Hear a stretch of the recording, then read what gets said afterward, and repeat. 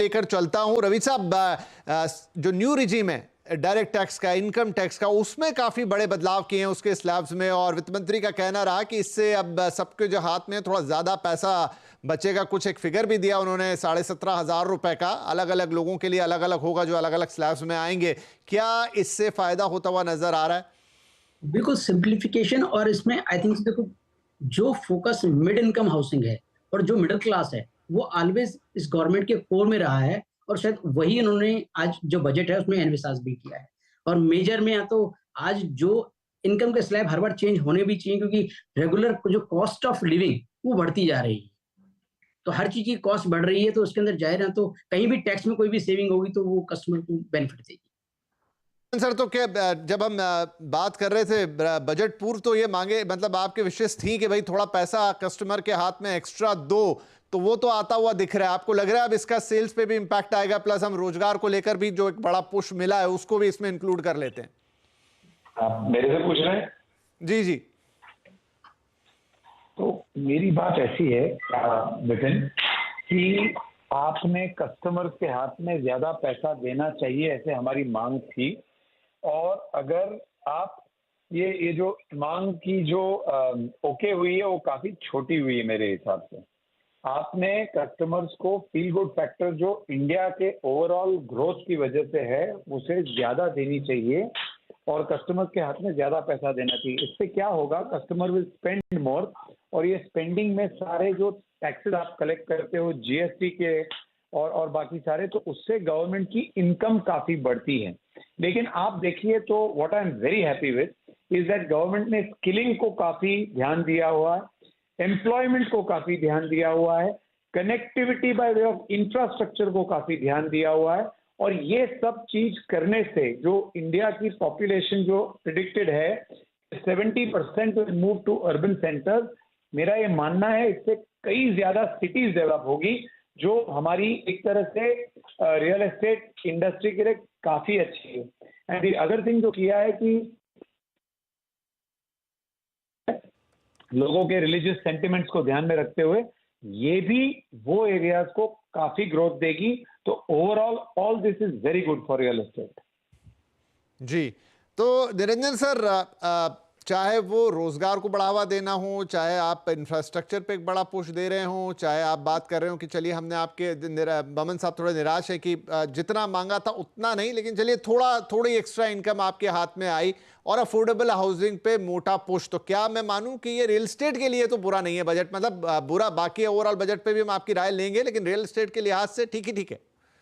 नहीं विपिन जी, बहुत अच्छा है। मेरे अंदाज से ये ग्रोथ स्टोरी जो हिंदुस्तान में बनी है, उसके कारण रियल एस्टेट के ऊपर काफी बढ़ोतरी रहेगी। मेरे अंदाज से इस साल में भी रियल एस्टेट का ग्रोथ लगभग 15% GDP growth, compounded annual growth इस साल का रहेगा 15% ओवरऑल हाउसिंग के अंदर। और ये अफोर्डेबल हाउसिंग का जो कम हो गया था वो भी वापस आ जाएगा। तो मेरे अंदाज से रियल एस्टेट की जो बढ़ोतरी रहेगी वो लगभग 15% कंपाउंडेड एनुअल ग्रोथ इस साल में रहेगा 24-25 के अंदर। तो ये बहुत ही बड़ी बात है। तो और दूसरी जो बात रही है वो है रेंटल हाउसिंग। मुझे लगता है कि रियल एस्टेट को तैयारी रखनी चाहिए कि जो उन्होंने एक्सपेरिमेंट किया है कि इंडस्ट्रियल के ऊपर ये रेंटल हाउसिंग के ऊपर दिया है, डॉर्मेट्री टाइप जो है, अगले साल में अब पूरे जो बाकी के जो है इंडस्ट्री, सर्विस सेक्टर्स हैं, हॉस्टल्स हैं, एजुकेशन सेक्टर्स हैं और जनरल हम कर सकते हैं, वो उस पर हमें जरूर कुछ इम्प्रूवमेंट करने की आवश्यकता है। तो अगले साल में आप देखेंगे रेंटल हाउसिंग के ऊपर काफी ग्रोथ होगा, क्योंकि लोग अभी रेंटल हाउसिंग में रहना भी चाहते हैं। तो जो इन्वेस्टर मार्केट है वो सिर्फ ओनरशिप की नहीं रही, और उसको काफी बढ़ोतरी हमने दिया है, बहुत सरकार ने दिया है और प्राइवेट डेवलपर भी दिया है। लेकिन हमने कमर्शियल हाउसिंग पर, रेंटल पर किया है, लेकिन रेजिडेंशियल में हम अभी शुरुआत कर रहे हैं। तो अगले साल आप देखेंगे ये परिवर्तन आते हुए कि रेजिडेंशियल रेंटल हाउसिंग के ऊपर भी काफी जोरदार इंक्रीमेंट आने वाली है। तो अनुज सर, रेंटल हाउसिंग की काफी समय से बातचीत कर रहे हैं, लेकिन अगेन जब ये बातचीत आती है तो एक बात आती है कि हमारी रेंटल यील्ड्स अभी उस लेवल पर नहीं है जहां लोगों का इंटरेस्ट उस तरीके से आए। तो क्या हम उस जगह पहुंच गए हैं जहां रेंटल हाउसिंग मतलब एक उड़ान भरने के लिए तैयार है? विपिन जी, मैं निरंजन भाई से बिल्कुल सहमत हूं। मेरे हिसाब से ये बहुत बड़ी मूव है। मेरे को लगता है कि विपिन भाई ये एक इन्होंने ट्राई करने के लिए देखा है कि इसका क्या एक्सपीरियंस रहता है अगले 6 से 12 महीने में। तो एक मैं समझा देता हूं आपके व्यूअर्स को कि ये रेंटल हाउसिंग जो है ये डॉर्मेट्री टाइप जो हमारे अकोमोडेशन है वर्कर्स के लिए इंडस्ट्रियल में, उसके लिए अलाउ करी है इन पब्लिक प्राइवेट पार्टनरशिप।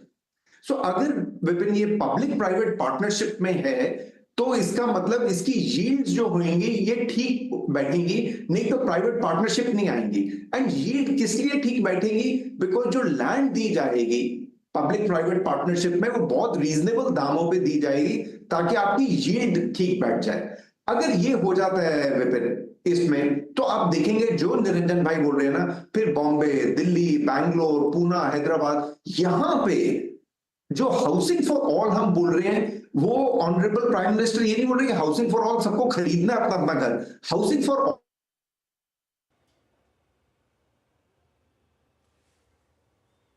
यहां पे बड़ी बड़ी सिटीज में अगर ये एग्जांपल हमारा ठीक गया इंडस्ट्रियल वाला, तो आप देखेंगे बड़ी बड़ी सिटीज के अंदर रेंटल हाउसिंग का पीपीपी मॉडल से शुरू हो जाएगा प्रोग्राम। दो और पॉइंट मैं टच ब्रीफली करना चाहता हूं विपिन जी। एक हमारा इंडस्ट्रियल के अंदर बहुत इन्होंने पुश दिया है, not only for job opportunities but also real estate में आप देखेंगे, क्योंकि industrial park, industrial development zones, इसके ऊपर आप देखेंगे इन्वेस्टर, ऑक्यूपायर, डेवलपर, इनका बहुत इंटरेस्ट आएगा। और दूसरी चीज है transit oriented development.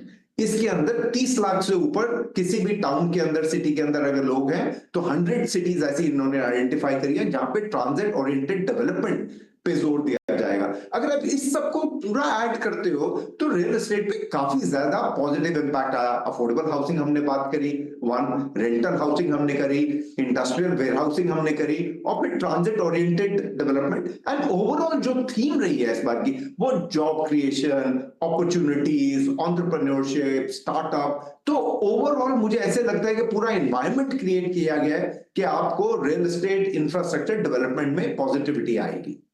Right, very good sum up